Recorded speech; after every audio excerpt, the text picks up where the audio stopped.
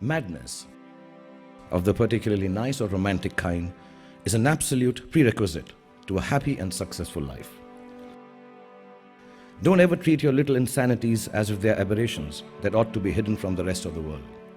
Acknowledge them and use them to define your own way of living, the only life you have. All the most beautiful people in the world, the most creative, the ones who led revolutions, who discovered and invented things, did so because they embraced their own idiosyncrasies. There's no such thing as normal. Normal is just another word for lifeless. No matter how bad it gets, life is the miracle you are searching for. There is no other one around the corner.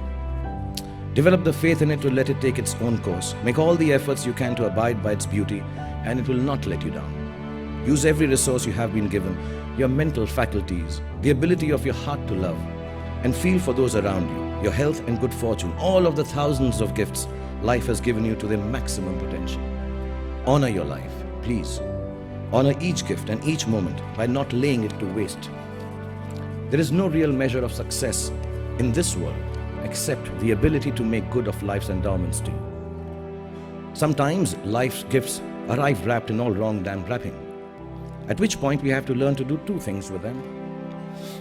Recognize them for what they are and gamble on our fear that they might be disasters. This brings me to my third life lesson. So just do it. Don't let your fears become boxes that enclose you. Open them out, feel them, and turn them into the greatest courage you are capable of. I promise you, nothing will go wrong. But if you live by your fears, everything that can possibly go wrong will go wrong. And while we were talking about fears and bravery, let me also add this, that all the planning in the world won't take you where you want to go. And it's fine not to know what you want to be 20 years from now. It's okay to be confused. Confusion is the root to all the clarity in the world. Don't worry about it too much. Don't ever take yourself seriously enough to be so clear about your own ideas that you stop respecting other people's. Our values are our values. They don't make us any better than anyone else. At best, they just make us different. Always try to see the other person's truth, because like every movie has a story, every human being has one too, and you have no right to imagine that yours is better than anyone else's. When life hits you with all the force of its resplendent rage, the Rolls isn't going to give you comfort. A friend's grace will. And if you can't find resolution as easily as you would like to, please don't panic. Everything evolves as you go along. Even disasters eventually resolve themselves. Give life the space to move at its own pace, pushing it ahead only by way of being kind to yourself when you're hurting or in despair. And you will be hurting and despairing a lot in this lifetime. You don't always have to figure things out or find an explanation for the circumstances you are in. It's more prudent to accept that sometimes there just isn't one. All the names you give yourself or those that others call you are just labels. You're not defined by them, no matter how flattering or uncomplimentary they are. What defines you genuinely is your heart. But I genuinely say this out of experience, because if I was to go by what I'm called on the social media, I would be an old, desperate, manipulative has-been star who swings both ways, making crap movies.